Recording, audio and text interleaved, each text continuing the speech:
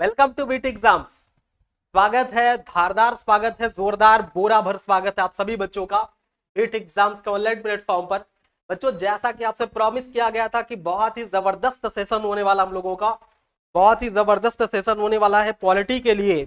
Special polity का batch होगा और इस पॉलिटी के बैच में आप सबको यह सिखाया जाएगा कि किस तरीके से संविधान को आपको समझना है, संविधान को कैसे आपको समझना है दोस्तों। और इस संविधान में आपके कंपटीशन को लेकर के जिस तरह के प्रश्न पूछे जाते हैं, आपके कंपटीशन में जिस तरह के प्रश्न पूछे जाते हैं उसको हम लोग टारगेट करेंगे और प्रयास ये करेंगे कि पहले हम लोग एक सिलेबस को समझ करके जो संवैधानिक विकास की प्रक्रिया है, संविधान निर्माण की प्रक्रिया है, वो किस तरीके से अस्तित्व में आई और किस तरीके से संविधान का जो बैकग्राउंड है उसको आपको समझना है, तब जाकर के आप एक बेसिक समझ डेवलप कर पाएंगे। तो दोस्तों, आप इस बात के लिए हमेशा तैयार रहेंगे, आप इस बात के लिए हमेशा तैयार रहेंगे कि भारतीय संविधान एक समझ का विषय है और मैं आपको प्रयास करूंगा कि एकदम बेसिक से एकदम बेसिक टू हाई ले चलने का प्रयास करूंगा। और जो सिलेबस के अकॉर्डिंग इसमें तय किया गया है, सिलेबस के अकॉर्डिंग जो इसमें तय किया गया है, तो करीब आप समझेंगे कि जो लेक्चर्स इसमें आपको लेने हैं, डेली ये क्लास चलेगी और सिर्फ इसमें बैंक एसएससी, रेलवे, यूपीएसआई, लेखपाल या आरओ आप लेवल पढ़ लेंगे, लेवल एक बार देख लेंगे तो आपको समझ में आ जाएगा कि जितने एग्जामिनेशन लिखे हैं सिर्फ इतने में ही नहीं, बल्कि जितने भी आपके कंपटीशन में पूछे जाने वाले सवाल हैं, चाहे वो एनडीए के सवाल हो, वो सीडीएस के सवाल हो, या जिस तरीके के भी सवाल हैं, उनको आप इसी क्लास से सॉल्व कर देंगे घर बैठे बैठे। और भारत में जितने भी एग्जाम हो रहे हैं, भारत में जितने भी एग्जाम हो रहे हैं और जहां भी संविधान से, राज व्यवस्था से प्रश्न पूछा जाता है, वहां के प्रश्नों को आप सॉल्व कर पाएंगे बहुत ही जबरदस्त तरीके से। तो एक बार मैं आप सबसे मुखातिब बोलूं, अभी तक 20 बच्चे लाइव हो चुके हैं हमारे पास और इनमें सबसे पहला नाम आया वंदना मौर्य का, दीपक मौर्य का, उज्जवल सिंह का, संगीता, अलका, आलोक, उज्जवल और सौम्या पटेल, आशीष, शिवांगी केशरवानी, पुष्पेंद्र और ये कामरेड इलाहाबादी। अभी तक इतने बच्चों का नाम हमको दिख रहा है, बाकी आप लोग कमेंट करते रहिए, मैं सभी का नाम लूंगा। लेकिन प्रयास ये करना है बच्चों कि आप एकदम एक फर्स्ट क्लास का बुकलेट ले लीजिए। मैं आपको पीडीएफ दूंगा, हैंड रिटन नोट्स करवाऊंगा, लेकिन अगर आप पढ़ने की जिद से बैठे हैं तो आपकी जिद पूरी होगी और आने वाले कंपटीशन में जो भी राज्य व्यवस्था से प्रश्न आएंगे, इंडियन कॉन्स्टिट्यूशन से जो भी प्रश्न आएंगे, आप उसे पूरे बेहतर तरीके से सॉल्व करेंगे। तो बेसिक समझ हम लोग समझेंगे कि बेसिक तरीके से कैसे आप इसको समझ पाएंगे और इसके प्रश्नों को सॉल्व कर पाएंगे। बच्चों, इस चीज को ध्यान से आपको समझना है। तो सबसे पहले हम शुरुआत करेंगे उत्कर्ष और रत्ना साहू, आजाद, अविनाश।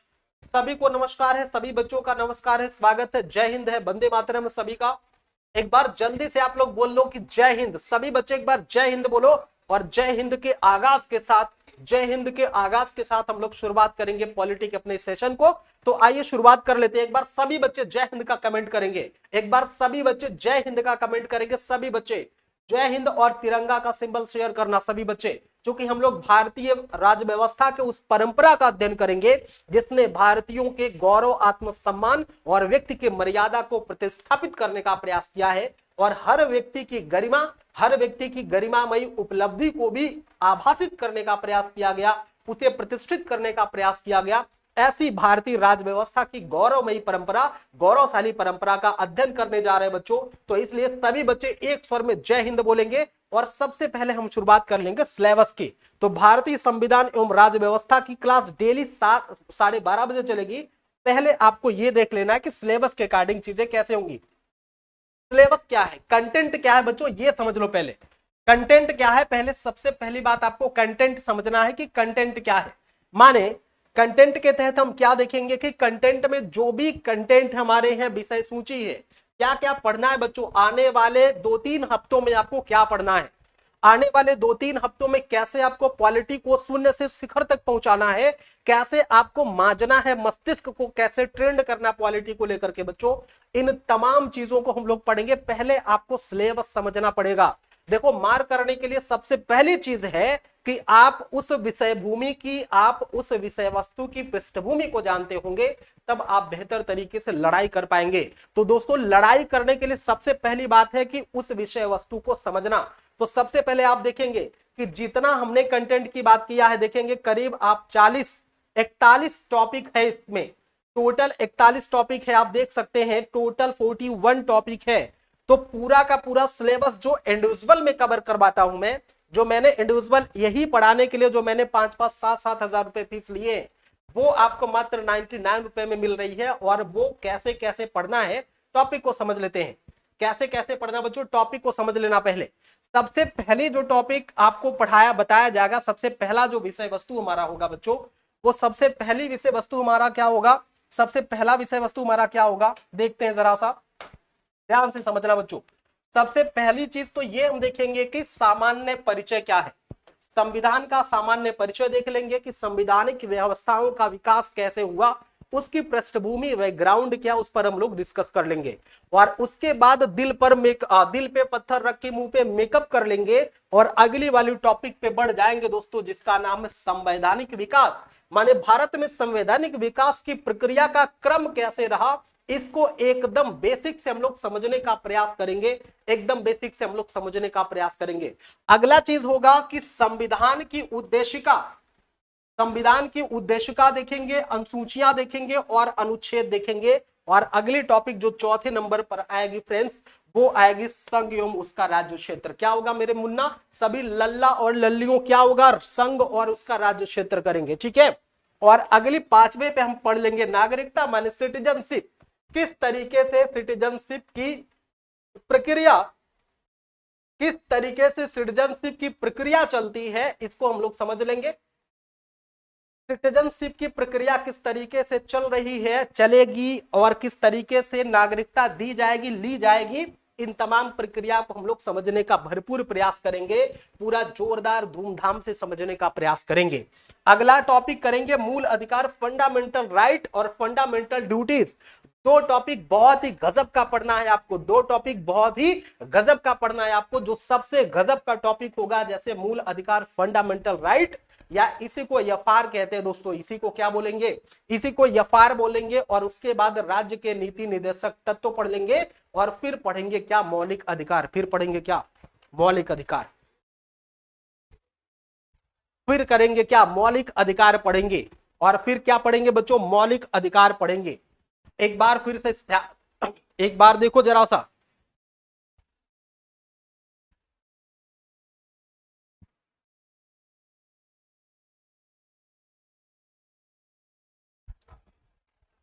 थोड़ा सा हमने जूम कर दिया है आप सभी को, ताकि चीजें स्पष्ट और क्लियर दिख जाए। तो सबसे पहला बच्चों क्या होगा, सामान्य परिचय देखेंगे, और फिर भारत का संवैधानिक विकास, संविधान की उद्देशिका, अनुसूची एवं अनुच्छेद देखेंगे, और उसके बाद संघ एवं उसका राज्य क्षेत्र देखेंगे। और 5 नंबर पे होगा बच्चा, जिसे हम कहते हैं 5 नंबर पे क्या होगा, नागरिकता होगा, जिसे हम क्या बोलेंगे, 5 नंबर पे होगा नागरिकता, ठीक है। 5 नंबर पे होगा नागरिकता, और 6 नंबर पे पढ़ेंगे मूल अधिकार, और 7 नंबर पे पढ़ेंगे राज्य के नीति निर्देशक तत्व, जिसे क्या कहते हैं, DPSP, directive principle of state policy पढ़ लेंगे। और ये देखेंगे कि मूल अधिकार और डीपीएसपी में क्या बेसिक डिफरेंसेस है।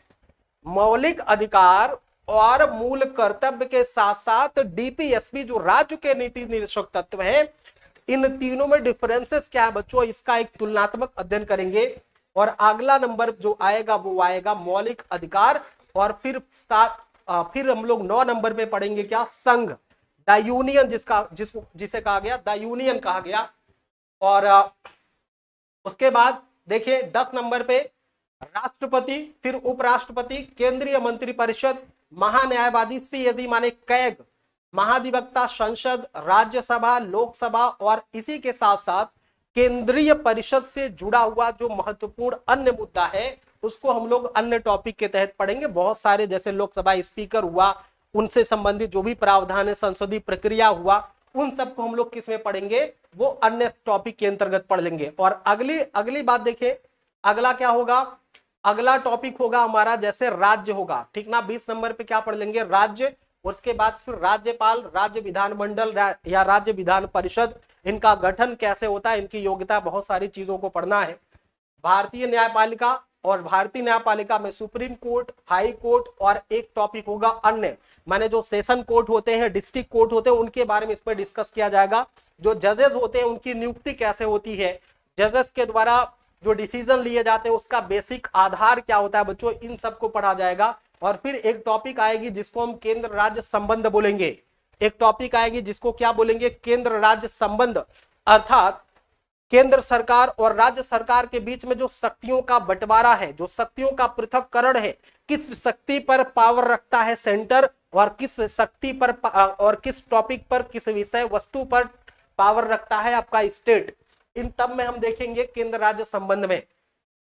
विभिन्न आयोग, विभिन्न आयोग जैसे देखेंगे वित्त आयोग क्या होता है, योजना आयोग क्या है, ठीक ना। और योजना आयोग के बाद देखेंगे कि नीति आयोग क्या है, योजना आयोग के बाद क्या देखेंगे कि नीति आयोग है, नीति आयोग के गठन और उसके तमाम चीजों को, लोकपाल, चुनाव आयोग, और एससी एसटी ओबीसी या जो भी आयोग का गठन किया गया उन आयोगों को समझेंगे। राजनीतिक दल कितने हैं, कितने राष्ट्रीय राजनीतिक दल हैं, और उनको राष्ट्रीयता या राष्ट्रीय दल का तमगा लेने के लिए क्या क्या रिक्वायरमेंट होती है, इन सब को पढ़ेंगे। संविधान में कितने संशोधन हुए हैं, एक लेक्चर होगा, सारे के सारे संविधान फिनिश हो जाएंगे लिपस्टिक लगा के। अगला टॉपिक आएगा राजभाषा, अगली टॉपिक आएगी राजभाषा। राजभाषा आयोग का गठन कैसे होगा, भारत की राजभाषा क्या है, संवैधानिक हिसाब से क्या है और परंपरागत तरीके से क्या है, संवैधानिक तरीके से क्या है और परंपरागत तरीके से क्या है। फिर आएगा पंचायती राज व्यवस्था। कई बार बच्चों यहां से जबरदस्त बड़ा ही धूमधाम से सवाल बनता है, तो इसलिए पंचायती राज व्यवस्था और सामुदायिक विकास कार्यक्रम भी यहां से हम लोग पढ़ेंगे, सामुदायिक विकास कार्यक्रम भी यहां से हम लोग पढ़ेंगे। फिर वरीयता क्रम, हायरार्की से सवाल पूछे जाते हैं। भारतीय राज्य व्यवस्था के इतिहास में क्या हायरार्की होगी, सबसे ऊपर पद पर कौन होगा, फिर उसके बाद कौन होगा, फिर उसके बाद कौन होगा, फिर उसके बाद कौन होगा, इन तमाम हायरार्की या वरीयता क्रम के हम लोग समझने का प्रयास करेंगे, जहां से आपकी परीक्षाओं में सवाल पूछे जाते हैं। और एक राष्ट्रीय प्रतीक चिन्ह क्या क्या है, और लास्ट में कुछ अन्य महत्वपूर्ण तथ्य, कुछ अन्य महत्वपूर्ण तथ्य जिससे आपके एग्जामिनेशन में सवाल पूछे जाते हैं, जो आपकी टॉपिक का हिस्सा तो नहीं है, जो आपके सिलेबस का हिस्सा तो नहीं है, लेकिन इन किन प्रकार कभी इतिहास से जोड़ करके, पॉलिटी से जोड़ करके, करंट इश्यूज से जोड़ करके जितने भी प्रश्न पूछे जाते बच्चों आपसे, उन सब को हम लोग देखेंगे अन्य महत्वपूर्ण तथ्य के अंतर्गत।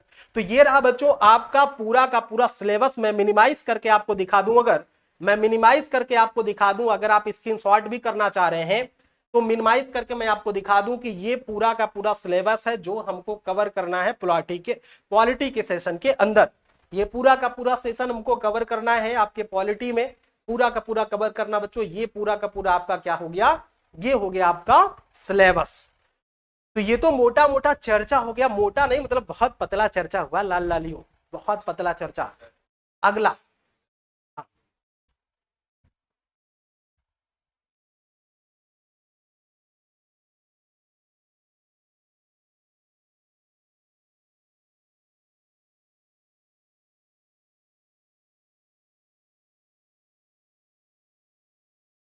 ठीक है बच्चों, शुरुआत कर लेते हैं, शुरुआत कर लेते हैं। एक बार बता दो, क्या सभी बच्चों सिलेबस को समझ गए? सभी बच्चे, सभी मेरे प्यारे बच्चे, नन्हे मुन्ने बच्चे, क्या तुम लोग सिलेबस को समझ गए हो बच्चा? अगर सिलेबस को समझ गए हो तो शुरुआत कर लेते हैं भारतीय राज्य व्यवस्था की। ठीक है, शुरुआत कर लेते हैं किसकी, भारतीय राज्य व्यवस्था की। एक बार बता दो सभी लोग झन्नाटेदार आवाज में, एक बार सभी बच्चे झन्नाटेदार आवाज में बता दो कि क्या सिलेबस समझ में आ गया। अगर सिलेबस समझ में आ गया मुन्ना तो आधी लड़ाई तो तुमने ऐसे तय कर ली यार। अगर सिलेबस समझ गए तो आधी लड़ाई तो तुमने ऐसे तय कर ली, आधी लड़ाई तो तुमने ऐसे तय कर ली जब तुमने सिलेबस समझ लिया। अगर आपने सिलेबस समझ लिया है तो आगे बढ़ते हैं, हम लोग आगे बढ़ते हैं। देखें, सबसे बेसिक चीज क्या है, एकदम सामान्य भाषा में समझना बच्चा, एकदम सामान्य भाषा में। कोई भी बच्चा पार्टी एकदम सामान्य भाषा में, एकदम सामान्य भाषा में समझेगा कि संविधान है क्या। ठीक है, एकदम संविधान भाषा में एक लाइन मैंने लिखा है, एक लाइन लिखा, पहले आप एक सिस्टमेटिक लाइन समझ लो, फिर मैं व्यवहार में आपको समझा देता हूं होता क्या। देखो, राजनैतिक व्यवस्था का मूल विधान ही संविधान है। एक लाइन लिखी हमने, राजनैतिक व्यवस्था का मूल विधान ही क्या है, संविधान है। राजनैतिक व्यवस्था का मूल विधान ही क्या है, संविधान है। अब इस बात को कैसे आपको समझना है कि राजनैतिक व्यवस्था का मूल विधान होता क्या है, समझो इस बात को जरा, कि संविधान शब्द जो है, दो शब्दों को आपको ध्यान देना है, एक तो संविधान और दूसरा शब्द है राज्य व्यवस्था। ठीक है, दो शब्दों को आपको ध्यान देना है, एक शब्द क्या है संविधान और दूसरा शब्द क्या है राज्य व्यवस्था। पहले एक एग्जाम्पल छोटा सा ले लो, छोटा सा एग्जाम्पल ये लो कि मान लो आपकी फैमिली है, कल्पना कर लेना बच्चों, आपका परिवार है, और आपका परिवार, आपके परिवार में एक दादाजी हैं और आपके परिवार में एक दादी जी, और दादी दादा मिल करके 10 बच्चे पैदा करते हैं, और इन 10 बच्चों के पास भी 10-10 बच्चे हैं, इन 10 बच्चों के पास भी 10-10 बच्चे हैं। खुदा का, अच्छा देखो, खुदा की मेहरबानी थी, खुदा खुद से नहीं आता, खुद करना पड़ता है। लेकिन जो भी आपने किया, दादी दादा ने जो भी किया था कि 10 संतानें पैदा करी, और 10 संतानों ने मेहनत करके रात दिन 10-10 बच्चे पैदा कर दिए। अब बताओ परिवार कितना बड़ा हो गया। लेकिन ये अब तय नहीं है कि कौन सी महिला सुबह का नाश्ता बनाएगी, कौन सा पुरुष सब्जी खरीद के लाएगा, कौन सा व्यक्ति खेती किसानी का काम करेगा, कौन व्यक्ति क्या खरीद के लाएगा। सोच लो कि इतनी बड़ी समस्या हो गई। तो ऐसी कंडीशन में क्या होगा, ऐसी कंडीशन में क्या होगा बच्चों, कि जब ये तय नहीं है, परिवार बहुत बड़ा है, बहुत विशाल कुटुंब है बच्चों, और जब परिवार बहुत बड़ा होगा, जब परिवार बहुत बड़ा होगा तो क्या होगा, ये तय करना मुश्किल हो जाएगा कि कौन किसका काम है, रोटी कौन पकाएगा, बाबू की पप्पी कौन लेगा, भैया का काम कौन करेगा, दीदी के लिए लड़का कौन खोजेगा, सबके काम बढ़ जाएंगे ना। ऐसे में क्या होगा मेरे मुन्ना, कि ये जो दादा दादी है ना, ये दादा दादी एक नियम बनाएंगे शुरू, दादा दादी क्या करेंगे, एक नियम बनाएंगे और कह देंगे कि फला व्यक्ति का काम नाश्ता बनाना, फला व्यक्ति का काम चाय बनाना, फला व्यक्ति कपड़ा धुलेंगे, फला व्यक्ति कमा के लाएंगे। ये तय हो गया। सेम एग्जाम्पल बच्चा, सेम एग्जाम्पल आप सेट कर दो अपने देश पर, माने भारत देश पर सेम एग्जाम्पल सेट कर दो कि अगर भारत एक विशाल देश है, भारत एक विशाल देश है, जरा सा विशाल देश की एक झलक ले ले मुन्ना, जरा सा विशाल देश की एक झलक ले लेते हैं कि ये देखो कुछ इस तरह से हमारा प्यारा सा हिंदुस्तान है, इस तरह से हमारा प्यारा सा हिंदुस्तान है। तो बहुत भाषा के लोग हैं यहाँ पर, सबके रहन सहन अलग है, करोड़ों की जनसंख्या है, सबके रहन सहन अपने अलग हैं, सबकी विचारधारा, सबकी मान्यताएं सबके अलग अलग है। माफ करना बच्चों, आपका कमेंट नहीं देख पा रहा हूं, बस मैं मजे लेके पढ़ा रहा हूं, खूब मजे लेकर के पढ़ना। और एक एक नोट्स मैं आपको दूंगा, पीडीएफ का पूरा नोट्स आपको मिल जाएगा। और जब ऐप पे क्लास जाएगी बच्चों, तो ऐप पे hand written notes PDF form में आपको मिलेगा, अटैचमेंट के साथ आपको पीडीएफ मिल जाएगा। कहां पे, ऐप में मिलेगा। लेकिन अभी कोई सवाल मत पूछना, केवल और केवल क्लास पे ध्यान दो। क्या बोला हमने, आपका एक बहुत बड़ा परिवार है, आपका एक बहुत बड़ा परिवार है, तो सबके नियम कानून तय करने पड़ेंगे कि कौन क्या करेगा। और ये तय कौन करेगा, दादाजी तय करेंगे। ये तय कौन करेगा बच्चों, दादाजी तय करेंगे कि कौन क्या करेगा, दादाजी तय करेंगे कि कौन क्या करेगा। ठीक उसी तरह से भारत एक विशाल देश है, भारत एक क्या है बच्चों, विशाल देश है। यहाँ पर बहुत सारे धर्म के लोग, बहुत सारे मान्यताओं के लोग, मोटे पतले दुबले करिया गोर, सभी तरह के लोग, सभी रंग के लोग, सभी आयु उम्र के लोग रहते हैं। तो ऐसे, अच्छा, सबकी अपनी मान्यताएं हैं, सबकी अपने सामाजिक सांस्कृतिक बाध्यताएं और मान्यताएं हैं। ऐसे में इस पूरे पूरे के पूरे क्षेत्र पर प्रशासन कैसे किया जाएगा, और जो व्यक्ति या जो किताब यह काम करने के लिए निर्देशित करती है, जो किताब ये काम करने के लिए आदेशित करती है, मेरे प्यारे बच्चों, उसी को कह दिया गया संविधान। संविधान लाइक एक बुक, संविधान क्या है बच्चों, एक किताब है। संविधान क्या है, संविधान एक किताब है, लेकिन कैसी किताब, इस बात को समझ लेना। संविधान कैसी किताब है? मान लो कि हमने कह दिया कि ये एक संविधान है। क्या बोला हमने? हमने कहा बच्चों कि यह एक क्या है? यह एक किताब। संविधान पहले समझ लो। जिस दिन आप संविधान समझ लोगे, वास्तविक उसका अर्थ समझ लोगे, उस दिन मजा आ जाएगा आपको।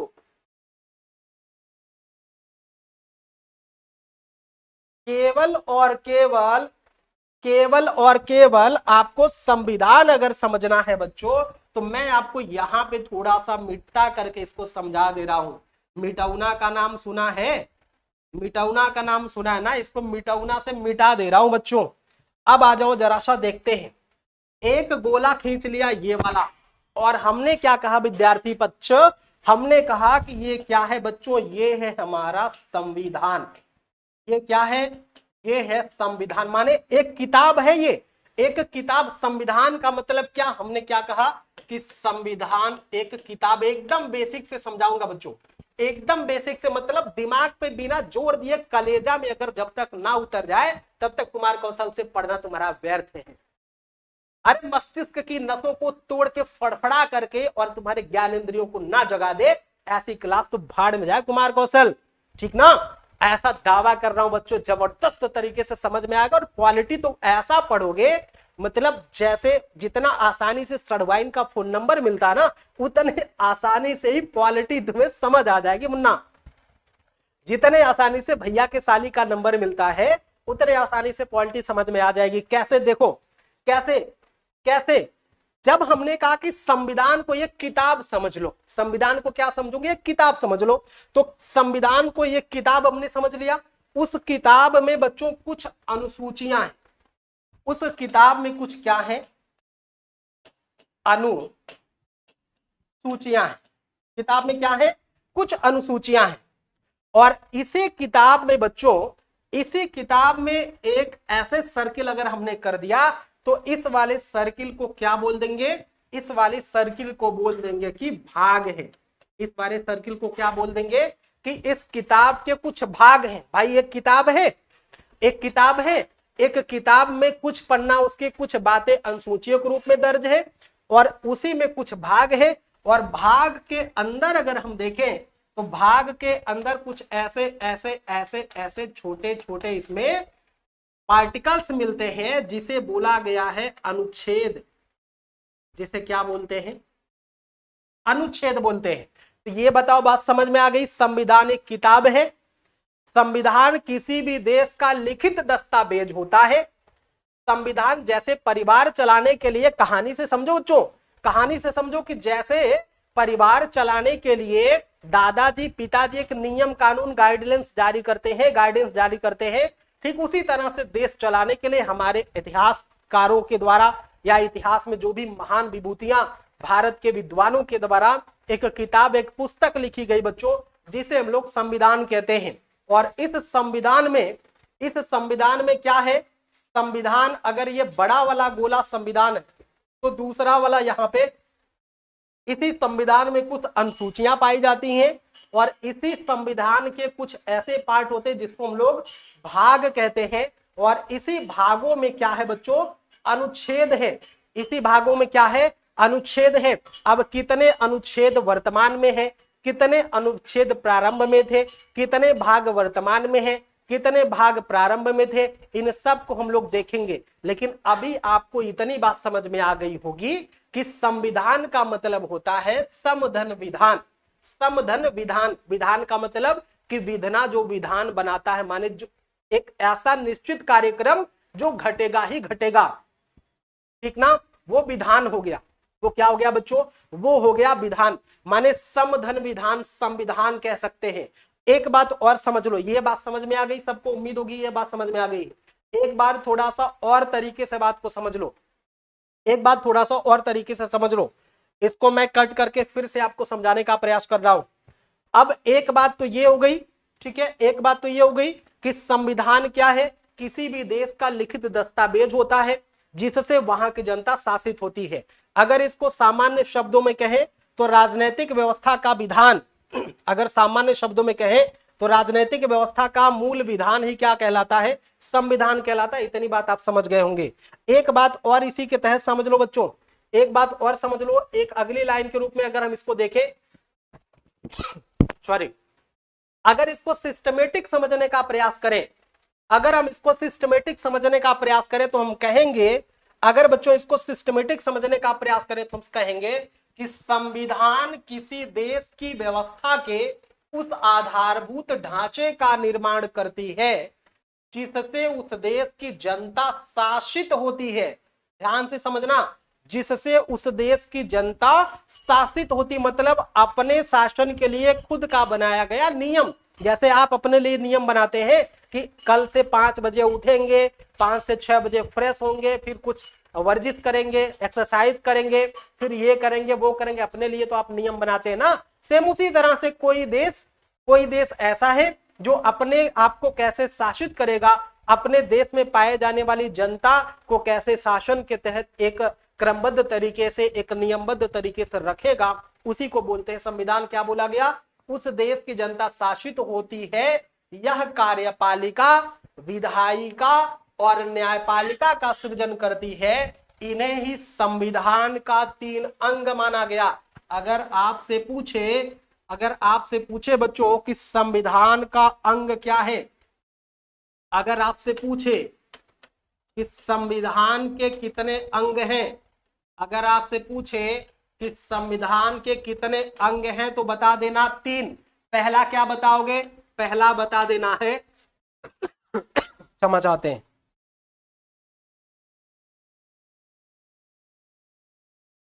पहला क्या होगा? पहला होगा भैया कार्यपालिका। पहला क्या होगा बच्चों? पहला होता है कार्यपालिका। और दूसरा क्या होता है? दूसरा होता है विधायिका। एक एक बात क्लियर करूंगा, एक एक चीज आपकी फाइनल होगी, बस ध्यान से बात को समझना। और तीसरा है न्यायपालिका।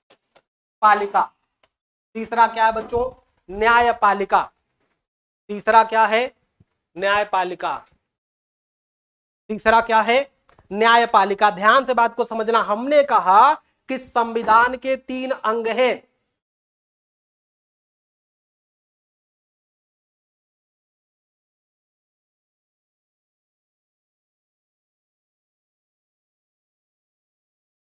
माही कुमार कह रहे हैं कि डोंट माइंड, हम बिल्कुल डोंट माइंड करेंगे। आप अगर संतुष्ट नहीं हैं, अगर आप संतुष्ट नहीं हैं तो एक बार फिर से आप चीजें रिवाइज करके देख लीजिए।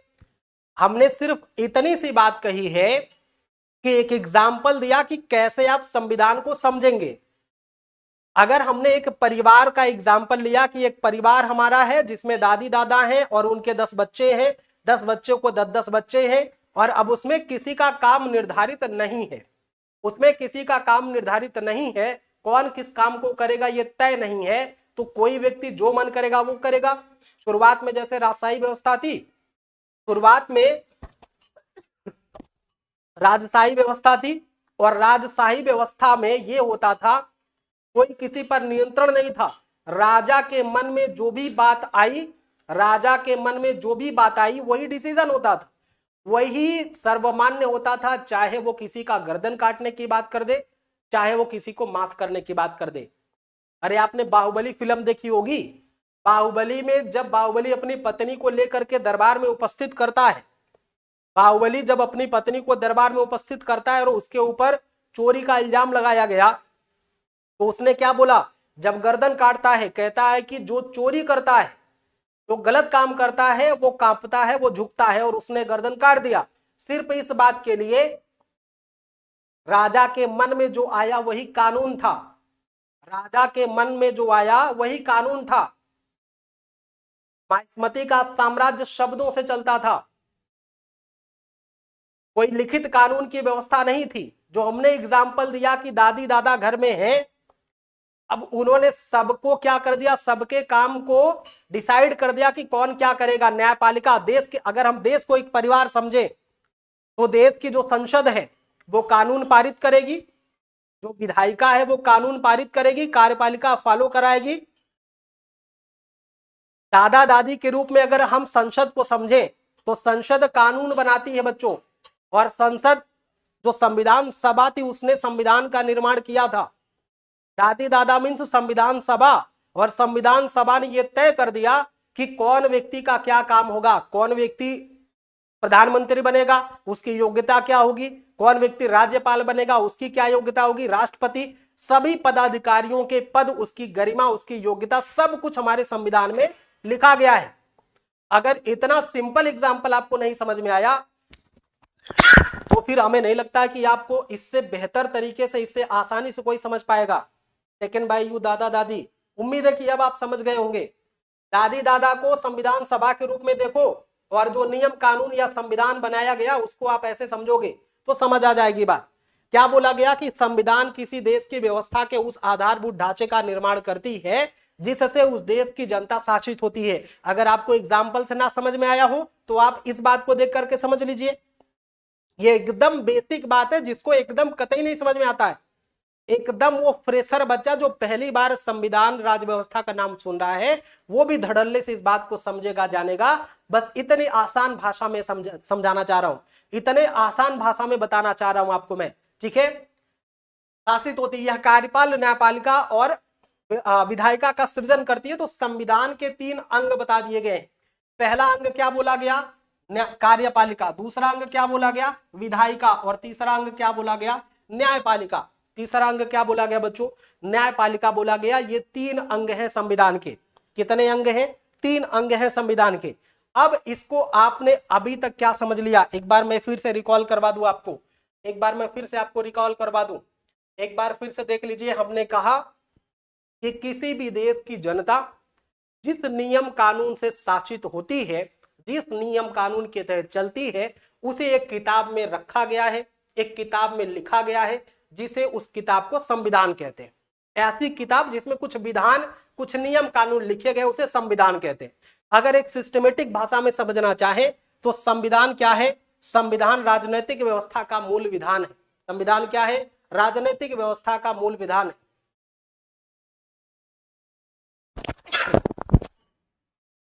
संविधान क्या है, राजनीतिक व्यवस्था का मूल विधान है बच्चों। तो इसलिए, और दूसरी बात इसमें, दूसरी लाइन क्या है, संविधान किसी देश की उस आधारभूत ढांचे का निर्माण करती है जिससे वहां की जनता शासित होती है। और संविधान क्या करता है, कार्यपालिका, न्यायपालिका और विधायिका का सृजन करता है, जो संविधान के 3 अंग माने जाते हैं। ठीक हो गई बात, इतनी बच्चों आपने बात समझ लिया, ठीक है। इतनी बातें आपको समझ में आ गई हैं, इतनी बातें आपको क्या आ गई हैं, समझ आ गई हैं। अब अगली बात हम लोग समझते हैं, अब हम लोग अगली बात समझते हैं। अगली बात क्या है, संविधान के प्रकार। अगली बात क्या बच्चों, अगली बात यह है कि संविधान के प्रकार कितने हो सकते हैं। अब एक बात ध्यान से समझ लेना कि संविधान के वास्तव में 2 प्रकार होते हैं। संविधान कितने प्रकार का होता है, तो मेरे लल्ला और लल्लियों इस बात को ध्यान से समझना कि संविधान 2 प्रकार का होता है। पहला संविधान तो लिखित, और दूसरा होता कैसा, अलिखित होता है। लिखित और अलिखित जरा सा एकदम व्यवहार में समझना, एकदम व्यवहार में समझना बच्चों। एकदम व्यवहार में कैसे समझोगे कि लिखित का मतलब क्या होता है और अलिखित का मतलब क्या होता है, कैसे आप इसको बांटेंगे, इसका डिवीजन कैसे करेंगे, इस बात को जरा सा समझ लो, इस बात को जरा सा समझ लो।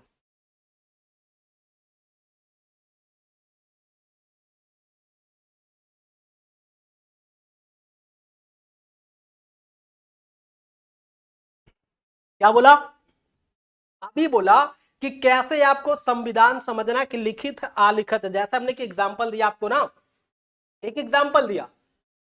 जब आप भारत में देखेंगे, भारत ने दुनिया में प्राचीन काल में या मध्यकाल तक राजशाही परंपरा थी।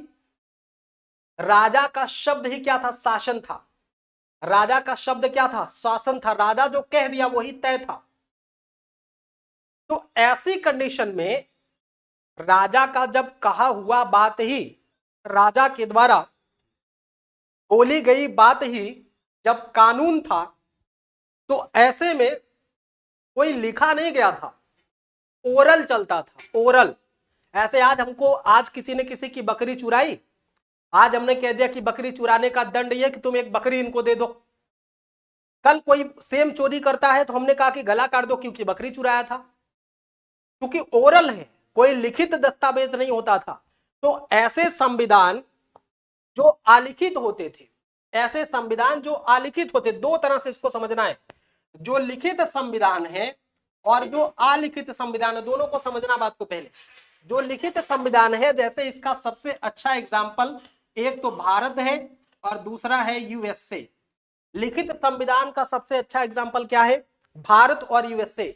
ये दो ऐसे देश हैं जहां की संविधान लिखित है। और एक बात नोटिस कर लेना बच्चों, जिस देश का भी संविधान लिखित होता है, जिस देश का भी संविधान लिखित होता है, उस देश में सामान्यतया संघात्मक शासन पद्धति होती है। संघात्मक, कैसी शासन पद्धति? संघात्मक शासन पद्धति, संघात्मक शासन पद्धति होती है। लेवल थोड़ा सा हाई होगा, वन लाइनर नहीं पढ़ा रहा हूं। जो बच्चा सिविल की तैयारी करता होगा, आसपास अपने पार्टनर को दिखा करके पूछ लेना कि लेवल क्या दे रहा हूं। सीधा सीधा भाग 1 से शुरू करता मैं, लेकिन नहीं, ऐसा पढ़ लो कि फिर जिंदगी में पढ़ने की जरूरत ना पड़े आपको। ठीक से बात को समझना। हमने कहा कि संविधान जो है, हमने बच्चों ये कहा कि जो संविधान है वो दो प्रकार के संविधान हो सकते हैं, एक लिखित हो सकता है, दूसरा क्या हो सकता है? अलिखित हो सकता है। क्या हो सकता है? लिखित और अलिखित संविधान होता है। लिखित संविधान का एग्जाम्पल सबसे अच्छा भारत और फिर यूएसए, दो ऐसे देश है जहां के लिखित संविधान का अच्छा एग्जाम्पल माना जाता है।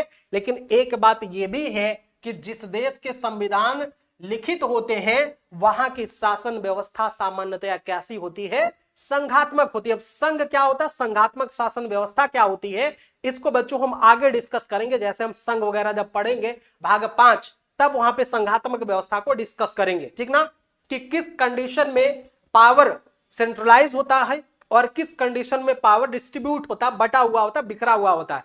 इस बात को हम लोग समझेंगे। अलिखित संविधान का मतलब, अलिखित संविधान का मतलब है कि जहां पर चीजें ओरल चल रही हो, लिखने की परंपरा, लिखित संविधान नहीं हो।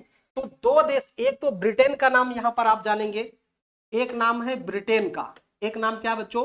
ब्रिटेन का, और दूसरा नाम है इजराइल का। आजकल तो इजराइल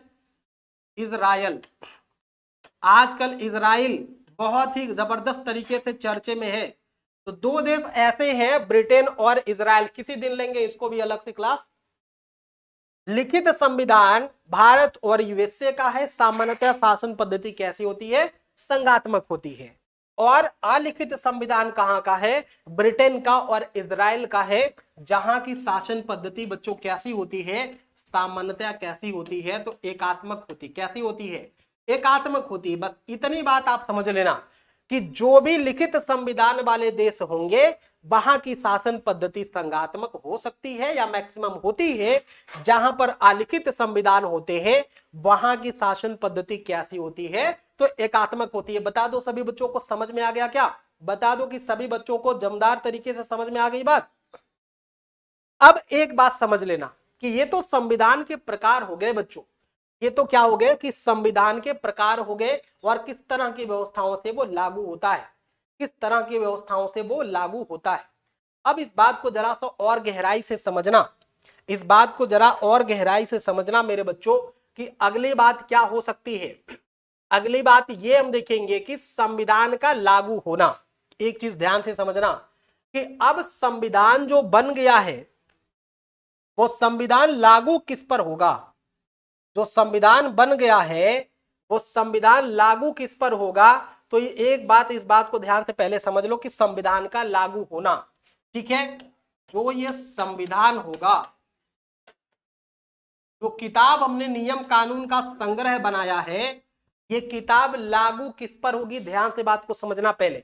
अब इसको ये लागू होगा या तो किसी व्यक्ति पर लागू हो सकता है, या तो किसी देश के नागरिकों पर लागू हो सकता है, या व्यक्ति और नागरिकों दोनों पर लागू हो सकता है।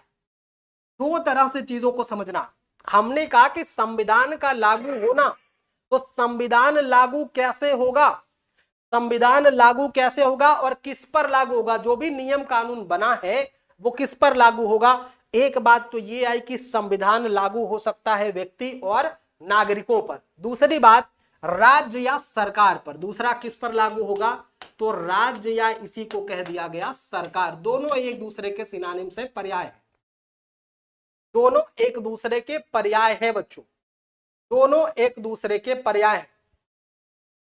मैं सभी का कमेंट देख रहा हूं बच्चों, बस कमेंट बीच में ले नहीं रहा हूं, नहीं तो टॉपिक गड़बड़ हो जाएगी, ठीक ना, नहीं तो टॉपिक से मैं भटक जाऊंगा। इसलिए मैं आपसे ये कह रहा हूं कि बातचीत थोड़ी सी कम करके आज केवल और केवल फोकस मैं कर रहा हूं किस पर, चीजों को, कंटेंट को बेहतर तरीके से प्रेजेंट करने पर। एक हमने कहा कि संविधान लागू किस पर होगा, तो संविधान लागू हो सकता है किसी देश के नागरिकों पर या किसी देश के व्यक्तियों पर। दूसरी बात हमने कहा कि संविधान या तो राज्य पर लागू होगा या राज्य सरकार पर लागू होगा या दोनों पर लागू हो सकता है। अब एक बात समझना कि अब व्यक्ति कौन है, नागरिक कौन है, इस बात को समझ लेना। व्यक्ति कौन है, नागरिक कौन है, इस बात को समझ लेना कि व्यक्ति किसे कहेंगे। जैसे एक हमने ये गोला बना दिया, एक बना दिया हमने गोला, और इस गोले को हमने नाम दे दिया कि इस गोले में जितने लोग हैं वो क्या कहलाएंगे, व्यक्ति कहलाएंगे। इस गोले में जितने लोग हैं वो क्या कहलाएंगे, वो व्यक्ति कहलाएंगे। और इसी गोले में कुछ लोग हैं जी जो क्या कहलाएंगे बच्चों, नागरिक कहलाएंगे। इस गोले में रहने वाले लोग, इस गोले में रहने वाले लोग क्या है, नागरिक है, सॉरी व्यक्ति हैं, और इस गोले में रहने वाले लोग क्या है, नागरिक हैं। अब एक बात ध्यान से समझ लेना कि किसे आप नागरिक बोलोगे, एक बात ध्यान से समझ लेना कि नागरिक, और एक बात समझ लेना बच्चों कि नागरिक और व्यक्तियों में अंतर क्या होता है। देखो व्यक्ति तो सब कोई है, बस वैसे समझ लेना कि सभी कौवा चील है, सभी चील गधा है, सभी गधा हाथी है। इस तरह से एक सवाल पूछा जाता है कि नहीं पूछा जाता, बस उसी तरह से समझना कि व्यक्ति और नागरिक दो कंटेंट आपके सामने, दो चीजें हैं, दो चीजें हैं, दो चीजें हैं। एक व्यक्ति और दूसरा क्या हो गया, नागरिक हो गया। व्यक्ति किसे मानोगे, व्यक्ति तो सभी होते हैं, चाहे वो किसी देश के नागरिक हो चाहे ना हो। और नागरिक का मतलब कि उस पर्टिकुलर देश में रहने वाले जो भी नागरिक हैं, माने उस देश की जो लिस्ट है, माने निर्वाचन पद्धति, जो निर्वाचन लिस्ट है, जो नागरिकता की लिस्ट है, या नागरिकता के पैमाने को पूरा करने वाले जितने भी लोग हैं सभी नागरिक कहलाएंगे। एक एग्जांपल से समझो पहले, जैसे हमने कहा कि ये हमारा प्यारा सा सोने से भी सुंदर हमारा प्यारा सा भारत होगा, ठीक है, सोने से भी सुंदर, सोने की चिड़िया वाला हमारा क्या होगा बच्चों, ये होगा हमारा भारत। और इस भारत को हम ये जानते हैं कि जो भारत हमारा है बच्चों, इस भारत में निवास करने वाले हम हैं, ठीक है, इस भारत में निवास हम कर रहे हैं, तो हम क्या हो गए, इस देश के नागरिक हैं। अब नागरिकता कैसे मिलती है आगे बताएंगे, बस इतनी बात समझ लेना, इतनी बात समझ लेना कि भारत में हम रह रहे हैं तो हम भारत के नागरिक हुए। अब भारत में बाहर से कोई, मतलब मान लो इस देश का कोई व्यक्ति, यहां से कोई व्यक्ति यहां पर आ गया, तो ये व्यक्ति भारत का नागरिक नहीं होगा जब तक कि वो नागरिकता प्राप्त ना कर ले। तो ये जो व्यक्ति होगा बच्चों, जो दूसरे देश से आया है, ये व्यक्ति भारत में होगा व्यक्ति, ठीक है, भारत में किसमें काउंट होगा, व्यक्ति में काउंट होगा। और जो यहाँ पे है ये वाला आदमी सीना तान के खड़ा है, ये भारत का क्या कहलाएगा, नागरिक कहलाएगा। क्या कहलाएगा, नागरिक कहलाएगा। एकदम बेसिक कॉन्सेप्ट है, अगर इस बात को समझ गए तो आगे वाली टॉपिक को समझने में बहुत मदद मिलेगी। मैं चाहता तो वन लाइनर फॉर्म में समझा के निकल जाता, लेकिन बच्चों मेहनत कर रहा हूं सिर्फ आपके लिए कि आपका कॉन्सेप्ट एकदम क्लियर हो जाए। जब ऑफलाइन आप पढ़ने जाओगे तब आप देख लेना कि इससे बेहतर तो नहीं कोई समझाएगा इससे ज्यादा फीस लेकर के, ठीक है, इससे बेहतर तो नहीं कोई समझाने वाला है। अब क्या दिया, हमने कह दिया कि ये वाला आदमी नागरिक हो गया और ये वाला आदमी क्या हो गया, व्यक्ति हो गया। तो नागरिक और व्यक्ति के अधिकारों में तो अंतर होगा। अच्छा ये बताओ, आपके घर में जितने लोग हैं उनके सोने के लिए, नहाने के लिए सब कुछ व्यवस्था है, लेकिन कोई भिखारी अगर आपके घर में घुस जाए, कोई व्यक्ति आपके घर में 10 मिनट के लिए बैठने के लिए चला जाए, तो आप क्या करेंगे, अपने घर का सारा अधिकार उसको दे देंगे, नहीं देंगे ना, बिल्कुल नहीं देंगे। भाई ये कहते हैं कि आपका कोई मान लो दोस्त है, आपका कोई मित्र है, आपका कोई मित्र है, तो मित्र का अधिकार मित्र के साथ क्या होता है, जैसे मित्र का मित्र के यहाँ गया तो मित्र की बहन लगती है, मित्र का भाई लगता है, मित्र की मां लगती है। अच्छा ये बताओ, क्या मित्र की पत्नी भी मित्र की पत्नी लगेगी? नहीं ना। कितना अधिकार हमने दिया? माता का अधिकार दे दिया कि तुम हमारी मां को मां कह सकते हो, बहन का अधिकार दे दिया कि तुम हमारी बहन को बहन कह सकते हो, भाई का अधिकार, पापा का अधिकार दे दिया कि जाओ तुम माता पिता भाई बहन सब तुम्हारे हैं। लेकिन जब बात आ गई मुन्ना किसकी? पत्नी की। तो बताओ कोई दोस्त ये कहेगा कि जैसे दोस्त मेरी बहन तुम्हारी बहन है वैसे मेरी बीवी तुम्हारी बीवी है? ऐसा तो कोई नहीं कहेगा। बताओ अधिकार कम हो गए कि नहीं हो गए? तो ठीक उसी तरह से जो भारत का नागरिक होगा उसको कुछ विशिष्ट अधिकार मिलेगा, जैसे पतिदेव का अधिकार है।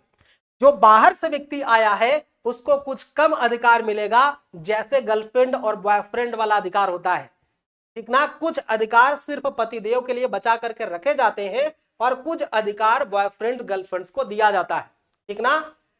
नायक कुछ अधिकार का मालिक होता है, स्वामी होता है, नायिका भी कुछ अधिकार उसको देती है, लेकिन पूर्ण अधिकार तो किसका होगा? जो वास्तविक उसका हकदार होगा, ठीक है बच्चों, जो वास्तविक रूप में उसका अधिकार होगा, अधिकारी होगा, ठीक है। तो ये बात आप समझ गए होंगे कि व्यक्ति कौन है और कौन नागरिक है। अब नागरिकों को कुछ अलग से, नागरिकों के लिए कुछ अलग से कुछ मूल, या ये कह सकते हैं कि कुछ आर्टिकल ऐसे हैं जो सिर्फ और सिर्फ भारतीय नागरिकों को ही प्राप्त है, किसी व्यक्ति को प्राप्त नहीं है। कौन कौन से अधिकार? जैसे कौन कौन से आर्टिकल? एक आर्टिकल होता है बच्चों आर्टिकल 15, और एक आर्टिकल होता है आर्टिकल 15, आर्टिकल 19, नाम सुना होगा, आर्टिकल 29 और 30, आर्टिकल 29 और 30। आर्टिकल 15 क्या कहता है? ये केवल और केवल ये जो चार अधिकार, जो चार अनुच्छेद में बता रहा हूं, ये चार अधिकार बच्चों केवल और केवल नागरिकों को प्राप्त होते हैं। आई रिपीट कि ये जो चार अधिकार माने चार मौलिक अधिकार हैं। पहला क्या बोला हमने? पहला बोला 15, अनुच्छेद 15, अनुच्छेद 19, अनुच्छेद 29, अनुच्छेद 30। फिर से बोलो, जहां पे बैठे वही बोलो कि चार अधिकार केवल नागरिकों को, चार अधिकार केवल नागरिकों को। किसको किसको? पहला अधिकार, पहला अनुच्छेद कौन सा? 15, दूसरा कौन सा? 19, तीसरा कौन सा? 29, और चौथा कौन सा? 30। कौन कौन सा? 15, 19, 29, 30। 15, 19, 29, 30। बोलो एक बार, सभी लोग कमेंट करो। 15, 19, 29, 30। चार किसके लिए? सिर्फ और सिर्फ और सिर्फ किसके लिए बच्चों? केवल और केवल नागरिकों के लिए प्राप्त होते हैं। तो 15 नंबर का कौन सा अधिकार होगा? 15 नंबर क्या कहता है कि भारत का संविधान किसी भी व्यक्ति के सामाजिक समानता के सिद्धांत का पालन करेगा, उसका हनन नहीं करेगा। माने सामाजिक समानता का सिद्धांत, जैसे जन्म स्थान के आधार पर, लिंग भेद के आधार पर, रंग के आधार पर और जन्म स्थान के आधार पर, इस तरीके से मूल वंश, जाति, धर्म, स्थान, लिंग के आधार पर कोई विभेद नहीं किया जाएगा। ये केवल और केवल अनुच्छेद 15 में लिखा गया है। और ये बात ध्यान से समझना कि अगर अनुच्छेद कहता है, अनुच्छेद 15 कहता है कि किसी व्यक्ति के साथ, किसी नागरिक के साथ क्या होगा? उसके जाति के आधार पर, रंग के आधार पर, उसके मूल वंश के आधार पर भेदभाव नहीं किया जाएगा। लेकिन ये सिर्फ किसके लिए? नागरिकों के लिए। अब जन्म का स्थान पूछा गया ना, जन्म के स्थान पर भेदभाव नहीं होगा। हमने कहा कि आपका कोई मित्र चाइना का है, आपका कोई मित्र चाइना का है, तो जन्म उसका कहां हो गया? चाइना का हो गया। आप बताओ भारत आ जाएगा तब भेदभाव करोगे कि नहीं करोगे? बिल्कुल करोगे ना, स्वाभाविक सी बात है करोगे। कोई व्यक्ति गोरा आ गया, माने अंग्रेज आ गया, रंग उसका गोरा है, तो ये बताओ वो अंग्रेज है ना, रंग के आधार पर आपने क्या कह दिया? वो अंग्रेज है, और अंग्रेज को भारत में ये चीज नहीं मिल सकती। लेकिन वहीं पर कोई गोरा व्यक्ति भारत का है तो भारत के साथ भेदभाव नहीं होगा। उम्मीद है कि आप समझ पा रहे होंगे बच्चों, उम्मीद है कि आप समझ पा रहे होंगे, उम्मीद है कि आप समझ पा रहे होंगे कि 19 अनुच्छेद जो 15 है वो कैसे भेदभाव करने की बात नहीं करता है। जन्म स्थान के आधार पर सामाजिक समानता ये केवल और केवल नागरिकों को। 19 कहता स्वतंत्रता का अधिकार, स्वतंत्रता का अधिकार बड़े पैमाने पर, मैक्सिमम अधिकार केवल और केवल नागरिकों को प्राप्त है। कोई भी व्यक्ति भारत में आकर के स्वतंत्रता के पूर्ण अधिकारों का नहीं, लेकिन जो व्यक्तियों के लिए अधिकार है उसी अधिकारों को वो व्यक्ति ले सकता है। नागरिकों के कुछ स्पेसिफिक अधिकार है, समझना बात को। 29 क्या कहता है? अनुच्छेद 29, अनुच्छेद 29 कहता है, अनुच्छेद 29 कहता है कि संस्कृति और शिक्षा का अधिकार, शिक्षा और संस्कृति का अधिकार, अपने कल्चर को, अपनी संस्कृति को संरक्षित करने का अधिकार किसको है? भारतीय नागरिकों को है। माने भारत में कोई सिख है, कोई बौद्ध है, कोई ईसाई है, तो वो अपने कल्चर को, वो अपने संस्कृति को, अपनी शिक्षा को क्या करेगा? उसको बढ़ा सकता है। माने पंजाबी भाषा देखिए आप, गुजराती भाषा आप देखिए, आप इस्लामिक भाषा देखिए, इन सब भाषाओं को संविधान में संरक्षित करने की बात कही गई है, लेकिन सिर्फ तब तक वो, जब तक वो भारत का कोई नागरिक होगा उसी को। अनुच्छेद 30 क्या कहता है कि शिक्षण संस्थाओं की स्थापना का अधिकार केवल और केवल किसे होगा? केवल और केवल किसे होगा? भारतीय नागरिकों को, व्यक्तियों को नहीं। उम्मीद है कि बच्चों ये पूरी की पूरी बात आप समझ गए होंगे। उम्मीद है कि आप ये पूरी की पूरी बात समझ गए होंगे। ठीक है, आप पूरी की पूरी बात समझ गए होंगे बच्चों। आइए शुरुआत कर लेते हैं हम लोग फिर से, शुरुआत कर लेते हैं हम लोग फिर से एक और तरीके से। अभी तक हमने आपसे क्या बोला? अभी तक हमने आपसे ये बोला था कि ये जो संविधान है किस पर लागू होगा? तो संविधान लागू होगा किसी व्यक्ति या नागरिकों पर। अब व्यक्ति कौन है, नागरिक कौन है? जो भारत का है वो भारत का नागरिक है, जो भारत से बाहर आया, पढ़ने आया है, बिजनेस करने आया है, या किसी अन्य काम से भारत आया, वो भारत के लिए व्यक्ति है, जब तक कि वो वैधानिक तरीके से भारत की नागरिकता प्राप्त नहीं कर लेता है। इतनी बात समझ में आ गई सभी को? आगे बढ़ते हैं, आगे बढ़ते हैं। राज्य और सरकार क्या होता है? देखो, राज्य और सरकार वास्तव में एक दूसरे के सिनोनिम्स है, एक दूसरे के पर्याय है। राज्य और सरकार बच्चों एक दूसरे के पर्याय माने जाते हैं। राज्य और सरकार एक दूसरे के पर्याय माने जाते हैं। एक दूसरे के पर्याय इसलिए माने जाते हैं राज्य और सरकार, क्योंकि मूर्त और अमूर्त रूप में दोनों एक दूसरे के ही पर्यायवाची हैं। मूर्त और अमूर्त रूप में दोनों एक दूसरे के ही पर्यायवाची हैं। अब जरा सा इस बात को समझे कि अगर राज्य पर लागू होगा तो राज्य के टाइप क्या हो सकते हैं, राज्यों के प्रकार क्या हो सकते हैं? जरा सा इस बात को समझो कि राज्यों के प्रकार क्या हो सकते हैं। ये ऊपर मैं वही बात लिखा हूं, संविधान का लागू होना पढ़ के सुना दे रहा हूं। किसी देश की संविधान उस देश के व्यक्ति अथवा नागरिक, राज्य अथवा सरकार पर लागू होता है। संविधान के कुल अनुच्छेद, कुछ अनुच्छेद, ये कुछ अच्छा है, ठीक ना? संविधान के कुछ अनुच्छेद केवल नागरिकों को ही प्राप्त होते हैं, कुछ अनुच्छेद केवल नागरिकों को ही प्राप्त होते हैं, तथा कुछ अनुच्छेद नागरिक और व्यक्तियों दोनों को प्राप्त होते हैं।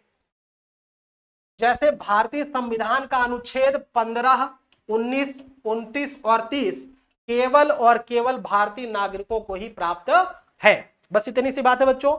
आगे बढ़ते हैं, शेयर करके संख्या बढ़ाओ बच्चों, शेयर करके संख्या बढ़ाओ। फंडामेंटल राइट कुछ विशेष सबको मिलते हैं, लेकिन कुछ विशेष परिस्थितियां, कंडीशन है। जब फंडामेंटल राइट पढ़ाएंगे तो बताएंगे। फंडामेंटल राइट जब पढ़ाएंगे तो उसकी कंडीशन क्या क्या है उसको बताने का प्रयास करेंगे। क्योंकि हमने पढ़ा अभी राज्य, हमने क्या पढ़ा बच्चों? हमने पढ़ा राज्य। तो राज्य होता क्या है, राज्य के प्रकार क्या होते हैं, इसको जरा सा समझ लो। राज्य और राज्य के प्रकार क्या होते हैं इसको जरा सा समझ लो। टाइप ऑफ स्टेट, राज्य बच्चों होते हैं कुल 4 प्रकार के। कितने होते हैं? राज्य कुल होते कितने प्रकार के? 4 प्रकार के। ये बेसिक कॉन्सेप्ट है। अगर बेसिक बात आपने सीख लिया, अगर बेसिक बात आपने सीख लिया तो यही आधार बनेगा आपके आगे की लर्निंग प्रोसेस का। यही आधार बनेगा आपके लर्निंग का, आपके लर्निंग प्रोसेस का। इसलिए बेसिक चीजों को आप समझते चलो। ये कॉन्सेप्ट दे रहा हूं, पूरा का पूरा मैं मुद्दा दे रहा हूं आपको, एक प्लेटफॉर्म बना रहा हूं। अभी भले से ना लगे कि यहां से प्रत्यक्ष सवाल पूछे जाएंगे, लेकिन ये तय समझना कि अगर ये बात समझे रहोगे तो आगे बहुत बड़ी मात्रा में कॉन्सेप्ट, जब मैं स्टेट को समझाऊंगा, भारत राज्य की परिभाषा आपको दूंगा आगे चल के भागों में, तो राज्य की जब परिभाषा दूंगा तो आप क्या समझोगे राज्य क्या है। तो इसलिए राज्य को समझना जरूरी है। ठीक है, राज्य को समझना जरूरी है।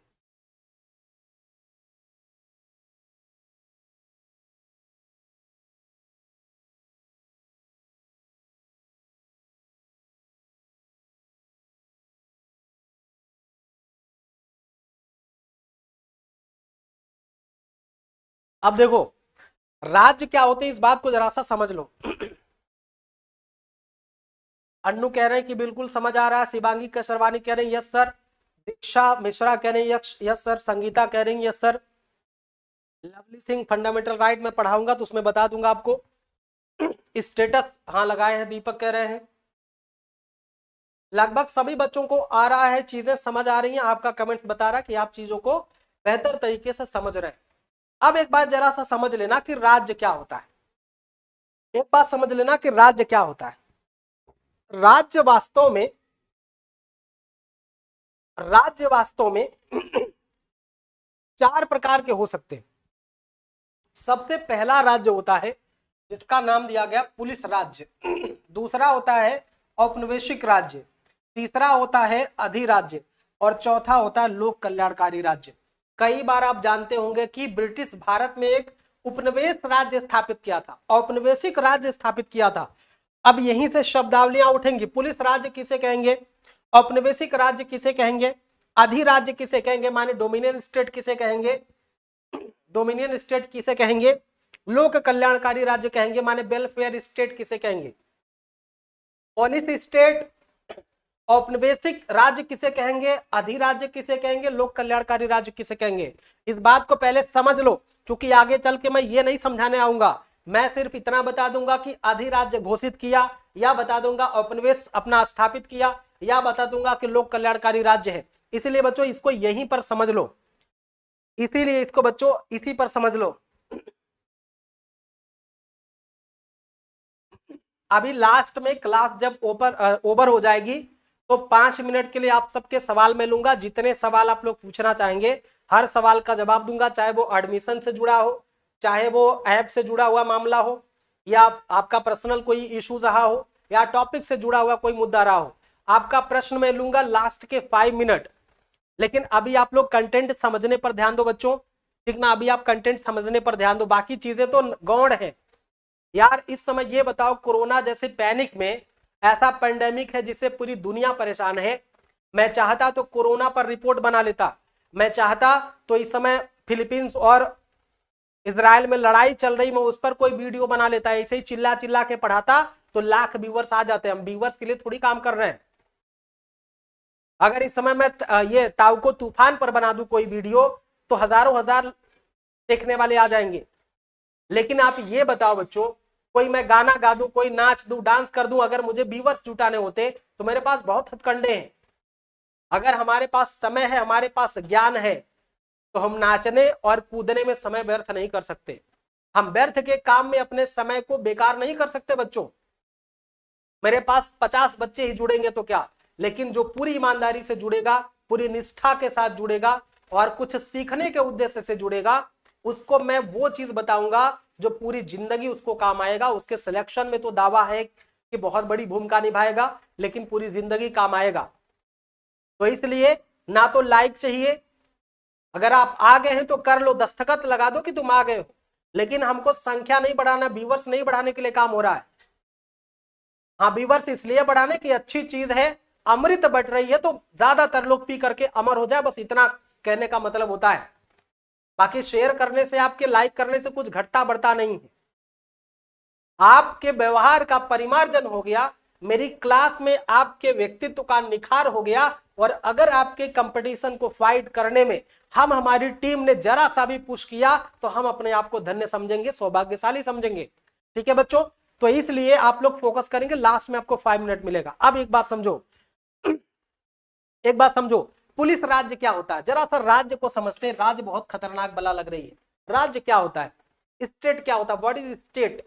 स्टेट क्या है, स्टेट का मतलब है कि ऐसा भूभाग जहां पर कुछ लोग निवास करते हो, जिसकी कोई सीमा रेखा हो, जिसकी कोई जनसंख्या हो, जहां कोई एक शासन प्रणाली चल रही हो जिससे लोग शासित होते हो, इस पूरे की पूरी व्यवस्था को हम लोग कहते हैं स्टेट। कुछ भूखंड हो, भूखंड की सीमा निर्धारित हो, और उस भूखंड में कुछ लोग रहते हो, और उन लोगों पर शासन करने के लिए कोई संप्रभु व्यवस्था हो, इसे हम क्या बोलते हैं बच्चों, स्टेट बोलते हैं, राज्य बोलते हैं। तो राज्य का कॉन्सेप्ट जब शुरुआत हुआ, जब स्टेट का कॉन्सेप्ट लोगों के मन में आया, तो ये आया कि शुरुआत में जो राज्य का काम होता था, सबसे पहला काम होता था कि वो राज्य क्या करेगा, सीमा की सुरक्षा करेगा, कि कोई व्यक्ति आक्रमण करके उसके सीमा का अतिक्रमण ना कर दे।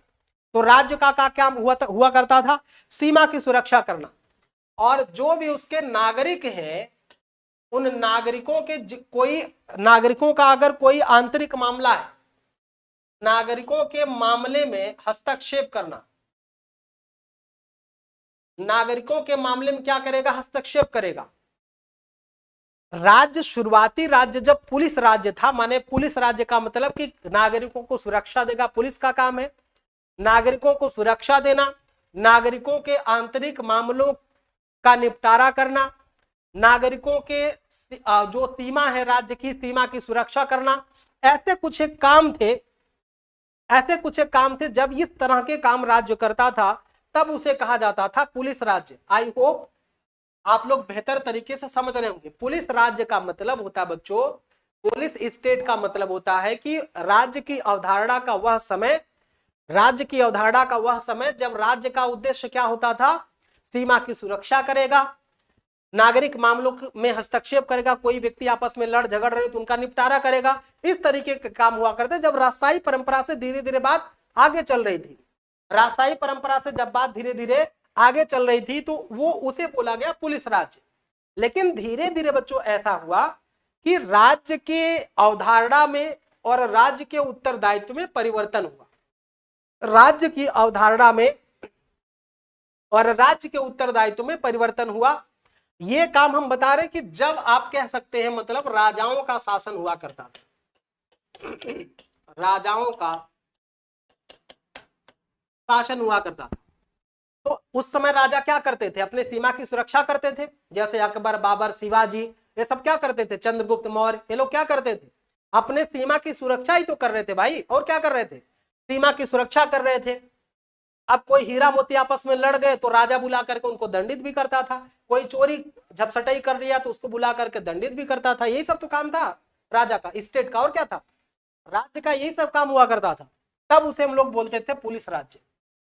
बाद में जब दुनिया में चारों तरफ व्यापार करने के लिए लोग बढ़ना, इधर उधर भागना शुरू किए, व्यापारी एक स्थान से, एक राज्य से, एक देश से दूसरे राज्य और देश जाने लगे, उसी समय हुआ ये कि ब्रिटिश काल में, वास्तव में देखेंगे तो ब्रिटिश काल में एक नई तरह के मतलब भारत जो है ये औपनिवेशिक स्वरूप या औपनिवेशिक राज्य के स्वरूप को धारण करता है। ब्रिटिश काल में भारत औपनिवेशिक स्वरूप धारण कर लेता है, औपनिवेशिक स्वरूप धारण करता है। अब उपनिवेश क्या होता है? दो शब्द आप ध्यान से देना। एक शब्द होता है निवेश, एक शब्द क्या होता है? निवेश, और दूसरा शब्द होता है उपनिवेश। दो शब्द है बच्चों, एक शब्द है निवेश और दूसरा शब्द है उपनिवेश। तो निवेश का मतलब होता है कि कहीं पर हम अपनी पूंजी लगाते हैं और उससे लाभ कमाते हैं, इसे कहते हैं उपनिवेश। और यहां संसाधनों का दोहन, यहां पर संसाधनों का जो दोहन होता है बच्चों, ये संसाधनों का दोहन सीमित मात्रा में या पर्यावरण के हिसाब से दोहन किया जाता है, जिसका कोई बहुत ज्यादा नुकसान नहीं होता है।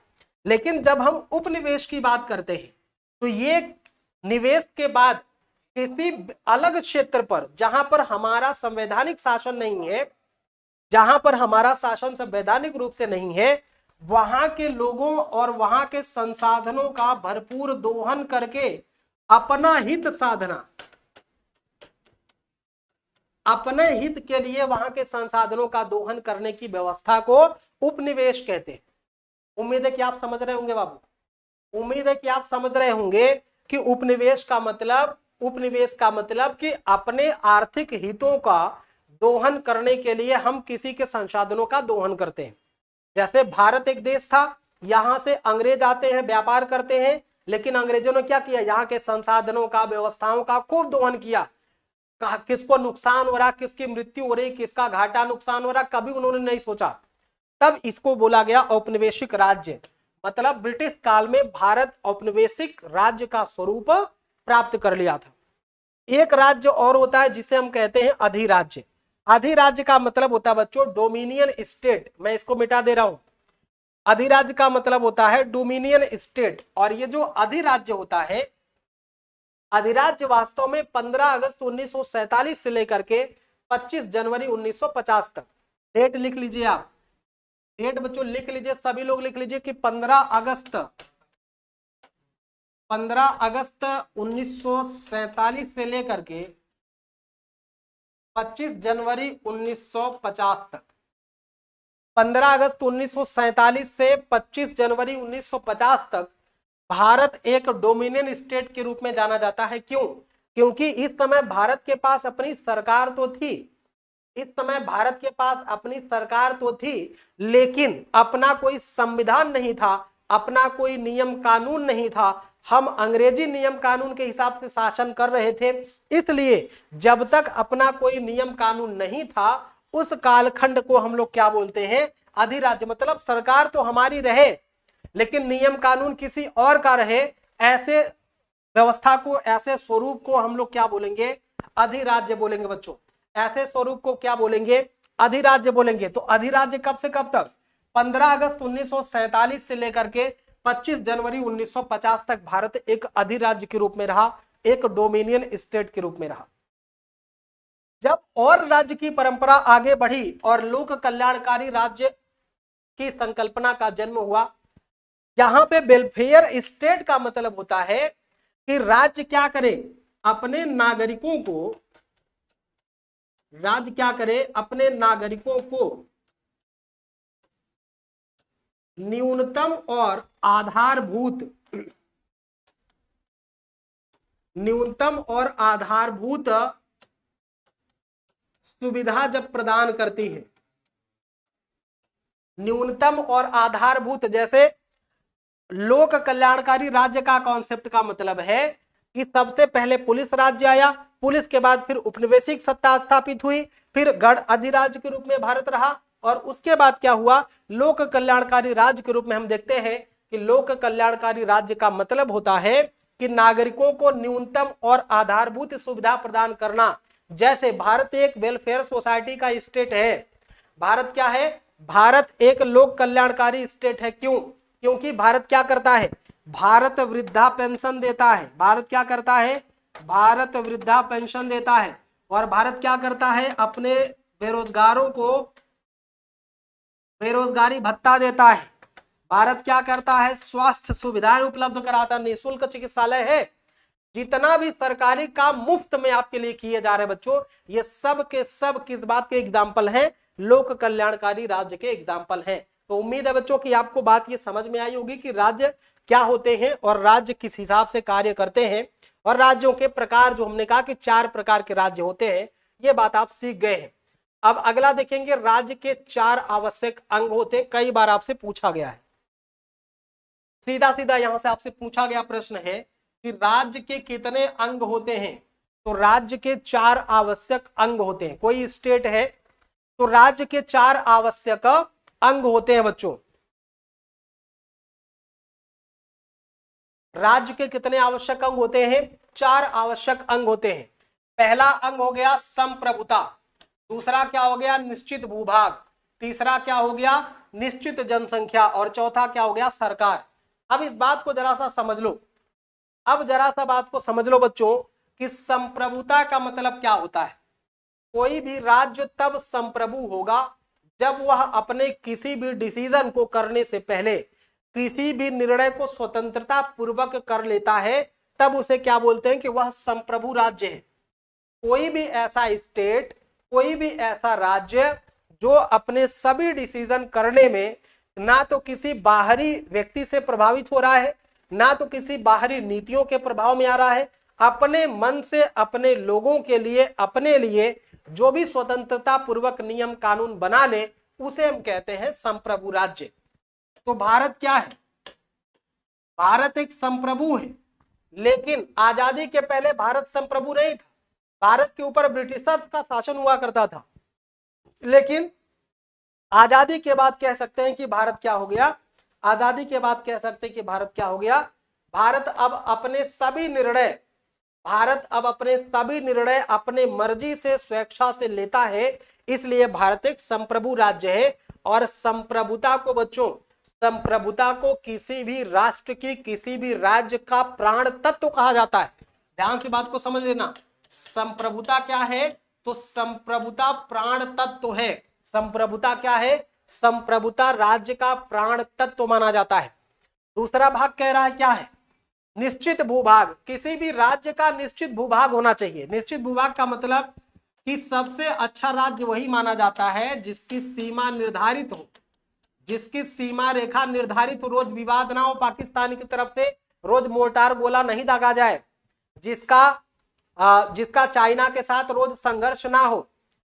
निश्चित भूभाग का मतलब है कि उसकी सीमा रेखा निर्धारित हो और जिस भी राज्य का सीमा रेखा निर्धारित होता है उस राज्य को क्या कहते हैं? उस राज्य को सर्वश्रेष्ठ राज्य कहते हैं। अच्छा ये बताओ, आप फिलीपींस को और इजराइल को क्या मानोगे? अच्छा राज्य का एग्जाम्पल मानोगे? नहीं मानोगे, क्योंकि बहुत सारी दिक्कतें हैं।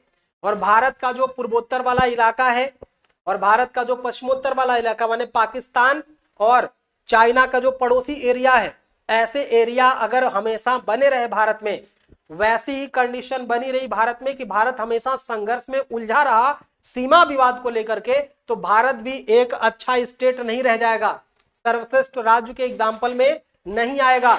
इसलिए प्रत्येक राज्य चाहता है कि वो अपने राज्य की, अपने देश की सीमा रेखा का निर्धारण कर दे, वो अपनी सीमा रेखा का निर्धारण कर दे। तो निश्चित भूभाग का मतलब बच्चों ये हुआ कि कोई भी राज्य अपनी सीमा को निर्धारित कर ले और ऐसा राज्य सर्वश्रेष्ठ राज्य माना जाता है। और उस सीमा के अंदर, उस सीमा, मान लो कि हमने कह दिया इतना बड़ा हमारा राज्य है, इतना बड़ा हमारा राज्य है, थोड़ा सा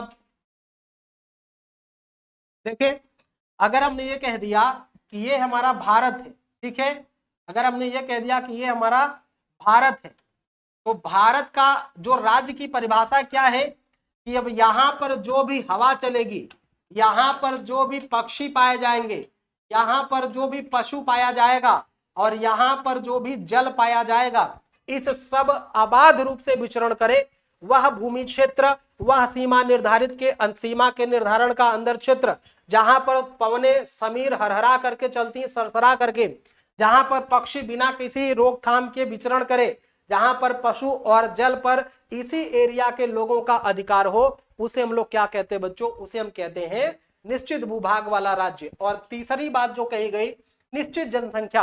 अब अच्छा एक बात समझ लेना कि जनसंख्या का कोई निश्चित पैमाना नहीं है, जनसंख्या का कोई निश्चित पैमाना नहीं है कि किसी राज्य की कितनी जनसंख्या हो सकती है। बस इतना है कि कोई राज्य, निश्चित जनसंख्या का मतलब यह है कि इतनी जनसंख्या रहे जिससे प्रशासन करने में आसानी रहे, ठीक है, प्रशासन करने में आसानी रहे, बस इतनी जनसंख्या की रिक्वायर होती, कोई पैमाना नहीं है, 1 लाख 2 लाख कोई पैमाना नहीं है। क्योंकि हम जानते हैं कि भारत में देखो, दुनिया में चीन, भारत, अमेरिका जैसे अगर बड़े देश हैं तो वेटिकन सिटी जैसे और सेंट मोर्नो जैसे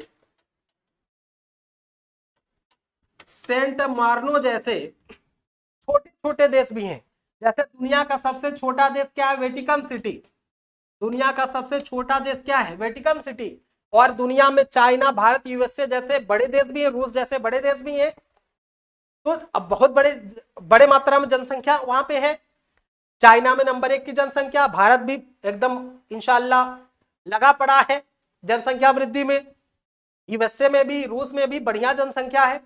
तो जनसंख्या का कोई पैमाना नहीं कि कितनी जनसंख्या हो, बस इतनी सी बात है बच्चों कि इतनी जनसंख्या हो कि प्रशासन करने में, नियम कानून करने में वहां पर असुविधा ना हो, मतलब इतने कम ना रहे।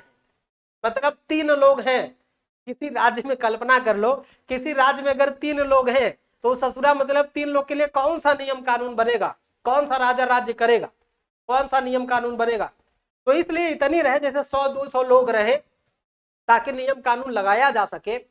ऐसे में कहा गया कि निश्चित जनसंख्या, कोई इतना पैमाना निश्चित नहीं है, बस एक इतनी रहे, संतोषजनक रहे कि हम प्रशासनिक कार्यों का संचालन ठीक से कर पाए, ठीक है। इसी कारण दुनिया में चाइना, भारत और यूएसए जैसे बड़े देश हैं, तो वेटिकन सिटी और सेंट मोर्ने जैसे छोटे छोटे देश भी हैं। और चौथी पॉइंट है बच्चों सरकार। देखो, सरकार और राज्य आपस में एक दूसरे के पर्याय है। सरकार और राज्य आपस में एक दूसरे के पर्याय है। सैद्धांतिक रूप में राज्य का ही अंग माना जाता है सरकार को। सैद्धांतिक रूप में राज्य का अंग माना जाता सरकार को, एक दूसरे के पूरक है। राज्य जो है, राज्य एक अमूर्त वस्तु है, लेकिन सरकार एक मूर्त परंपरा है। सरकार क्या है? मूर्त परंपरा है। अगर राज्य को कोई कार्य करना है, राज्य अपने भावों का, अपने विचारों का और अपने भावनाओं का, अपने इच्छाओं का सरकार के माध्यम से ही प्रकटन करती है। मतलब राज्य को क्या करना है, राज्य की सोच क्या है, राज्य की समझ क्या है, राज्य की भावना क्या है, यह राज्य किसके माध्यम से प्रकट करता है बच्चों? वो सरकार के माध्यम से ही प्रकट करता है। किसके माध्यम से? सरकार के माध्यम से ही प्रकट करता है। तो इस तरह से हमने ये देख लिया बच्चों कि सरकार, राज्य क्या होता है, सरकार क्या होता है, इसके क्या आवश्यक अंग होते हैं, इन सभी पहलुओं पर हमने अध्ययन कर लिया है। एक बार सभी बच्चों थम्स दे दो, एक बार सभी बच्चों थम्स दे दो अगर जिसको समझ में बात आ गई हो तो। जिस बच्चे को भी बात समझ में आई हो, अच्छी लगे हो, लाइक कर दो और थम्स दे दो। सभी बच्चे एक बार थम्स अप दे दो भैया, पेप्सी कोका कोला नहीं बल्कि थम्स अप दे दो सारे के सारे बच्चे। सभी बच्चे थम्स अप एक बार कर दो, तो सभी बच्चे थम्स अप करो और देखते हैं किसको किसको समझ में आया।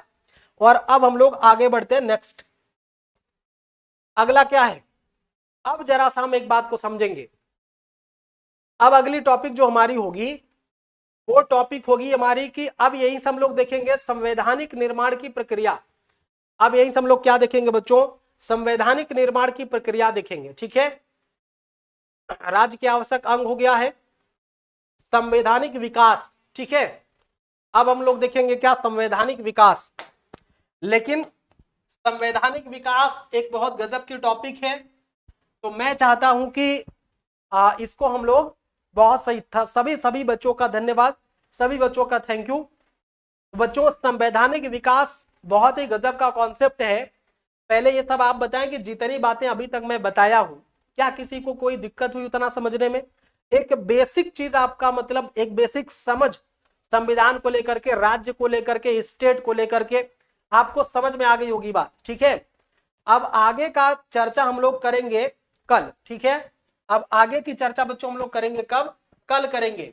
लेकिन इसके बाद भी अगर किसी बच्चे को कोई प्रश्न, हमने जैसा कहा था कि आपको समय देंगे, अब आप अपना अपना प्रश्न पूछे। अब आप लोग अपना अपना प्रश्न पूछ लीजिए 5 मिनट के लिए। जो भी बच्चा पूछना चाहता कुछ, वो अपना प्रश्न पूछ ले। ठीक है, आगे की क्लास संवैधानिक विकास कल से बहुत ही इंपॉर्टेंट टॉपिक चलेगी। आज तो हमने सिर्फ बेस दिया है, माने फाउंडेशन। मेकअप लगाने से पहले जो बच्चियां मेकअप करवाती होंगी वो बच्चियां जानती होंगी कि पहले वो फाउंडेशन पोता जाता मुंह में। हमने तो देखा था शादी में फाउंडेशन दुल्हन सजाने के लिए बनाया जा रहा था, तो वो अलग फाउंडेशन था, बेस था वो। अभी लाली, लिपस्टिक, काजल, पाउडर, है ना, चूड़ी, कंगन, ये सब तो टीका, ये सब तो बचा पड़ा बच्चों। अब इसकी शुरुआत कल से होगी। अब आप लोग विशाल अग्निहोत्री कह रहे हैं कि पीडीएफ मिलेगा। हाँ बिल्कुल बाबू, पीडीएफ मिलेगा। तो पहली बात हो गई कि आपको पीडीएफ। दूसरा सवाल क्या है? दूसरा सवाल कह रहे हैं पीडीएफ। जय हिंद, सभी को समझ आ गया? ठीक है, और किसी बच्चे का प्रश्न? आप लोग जल्दी जल्दी अपना प्रश्न दें। आप सभी बच्चे अपना अपना प्रश्न भेजें भाई। दूसरी बात होगी एडमिशन का प्रोसेस क्या होगा? एडमिशन का प्रोसेस। और कोई किसी का प्रश्न? और किसी का कोई प्रश्न?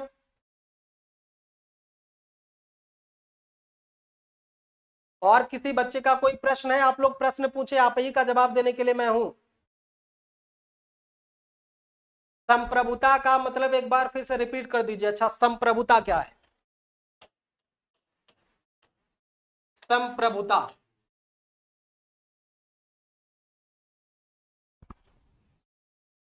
तब तक आप लोग अपना अपना आंसर करिए। क्लास कब तक चलेगी? क्लास कब तक चलेगी? क्लास कब तक चलेगी? क्लास कब तक? अब बाकी आप लोग प्रश्न भेजते रहिए। टाइमिंग की बात पूछ रहे हैं,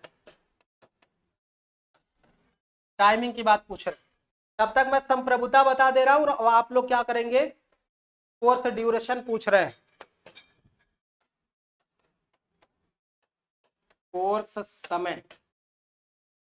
देखिए संप्रभुता का मतलब मान लो बाबू, ये किसने पूछा था? विशाल पूछा था, विशाल ने पूछा था ना, विशाल।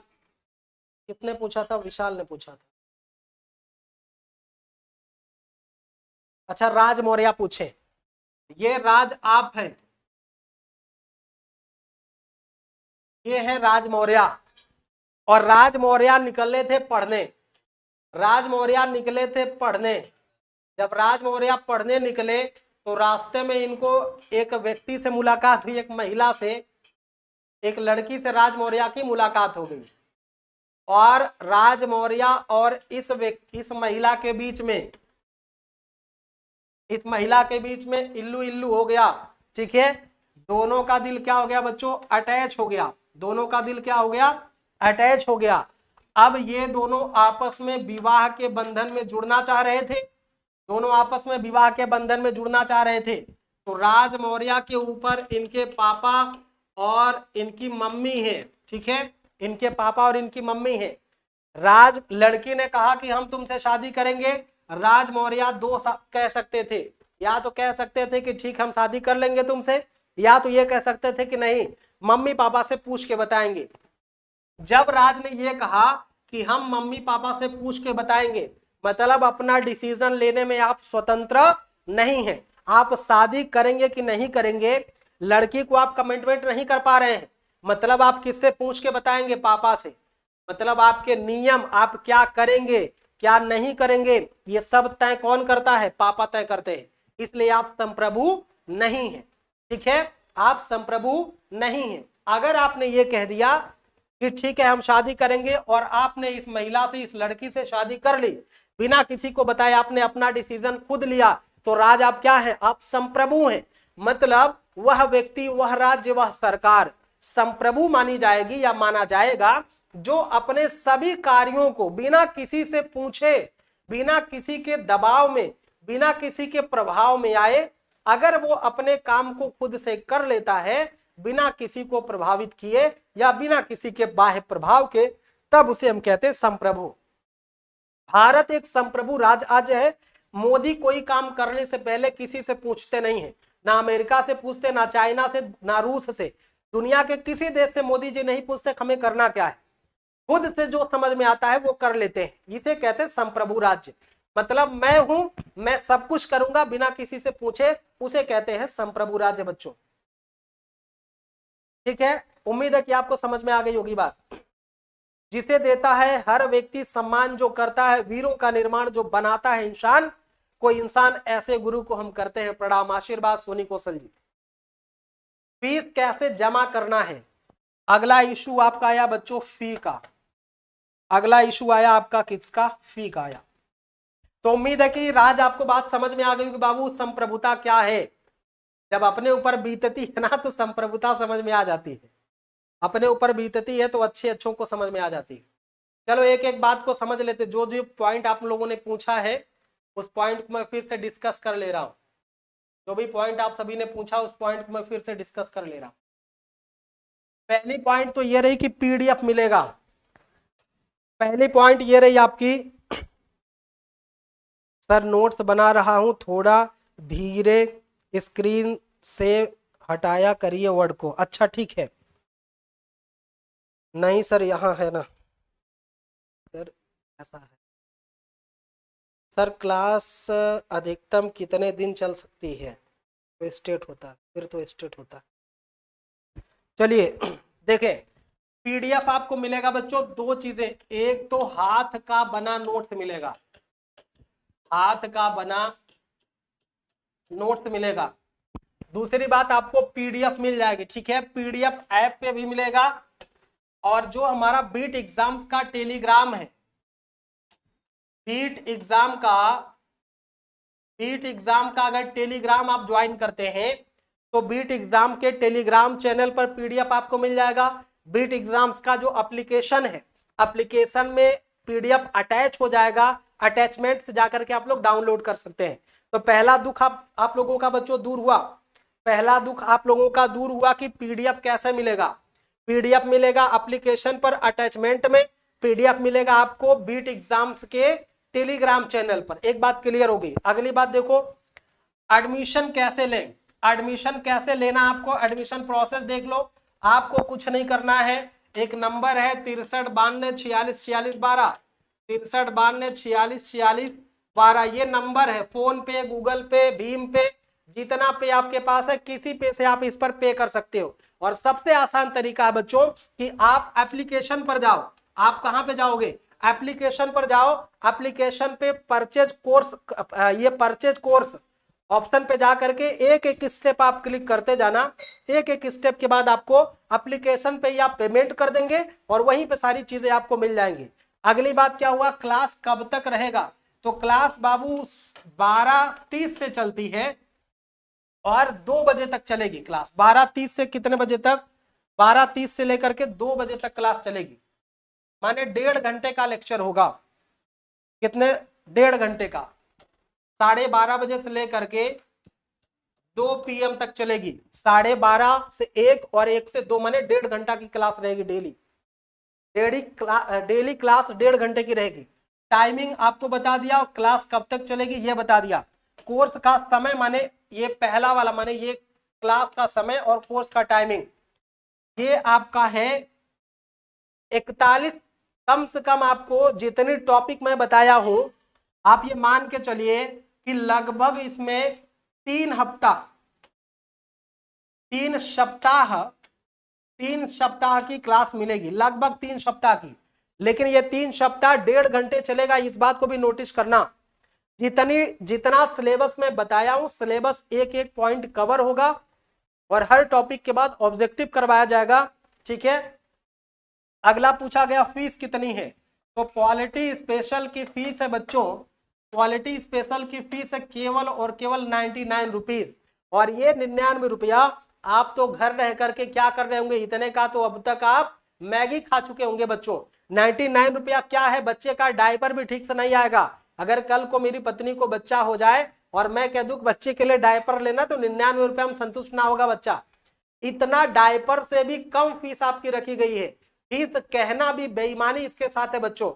केवल रजिस्ट्रेशन पेमेंट कह सकते हैं आप, रजिस्ट्रेशन शुल्क, केवल रजिस्ट्रेशन शुल्क वो इसलिए ले रहा हूं कि आपको मैं फ्री में बुला करके पढ़ा रहा हूं, तो आप 25, 28, 30 लोग आए हो। फ्री में अगर कह दूं तो 10 लोग भी नहीं आएंगे, है ना। बहुत सारे एक्सपेंसेस होते हैं, खर्चे होते हैं। इतने से हम लोग बस केवल बाइक के तेल भर का ले रहे हैं, बाइक का तेल भर ले रहे हैं। चूंकि राष्ट्रहित में हम बाइक चलाते हैं, पेट्रोल खर्च करते हैं राष्ट्रहित में, इसलिए बच्चों क्या आप जो 100 रुपया देंगे, 99 रुपया, वो उसका हम बाइक में तेल डलाएंगे, जलाएंगे तेल, यहां तक आएंगे और वो पैसा हम देश को देंगे और देश आपके लिए काम करेगा, आपके लिए वो खर्च करेगा। ठीक है बच्चों, लगभग सारे प्रश्नों का जवाब आप सभी को मिल गया है। दिवांगी केशरवानी मौज के साथ हंस रही हैं।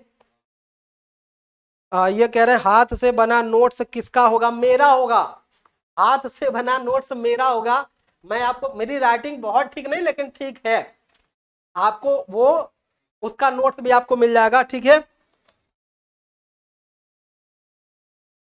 हर्षित सिंह कह रहे गुरुजी का प्रेम है। ठीक है बच्चों, सभी को धन्यवाद। जो लोग नोट्स बना रहे हैं वो लोग जैसे आप स्क्रीनशॉट कर करके रख लो और नोट्स बना लेना, या तो पीडीएफ सेम चीज का मैं दे रहा हूं, कुछ महत्वपूर्ण बातें जो कह रहा हूं उसको लिख लेना, कुछ महत्वपूर्ण बातें जो कह रहा हूं उसको लिख लेना। बाकी पीडीएफ आपको दोनों फॉर्म में मिल ही जाएंगे, तो अलग से कुछ नोट्स बनाने की जरूरत नहीं है। लेकिन पॉइंटर आप लिखते रहेंगे तो फायदा आप ही का होगा। ठीक है बच्चों, कल हम लोग मिलते हैं 12:30 बजे। 9:30 बजे जीएस प्रैक्टिस की क्लास है, 12:30 बजे से इंडिविजुअल जीएस में पॉलिटी स्पेशल की क्लास चल रही है। सभी बच्चों का धन्यवाद, सभी बच्चों को थैंक यू, आप बड़ी मात्रा में जुड़े, एकदम दिल गार्डन हो गया है। जय हिंद सभी बच्चों को, जय हिंद। कल मिलते हैं 12:30 बजे हम लोग। थैंक यू, थैंक यू बच्चों, सभी बच्चों का थैंक यू, सभी बच्चों का वेलकम। आप लोग बड़ी मात्रा में जुड़े, इसके लिए सभी बच्चों का थैंक यू। कल संख्या डबल होनी चाहिए।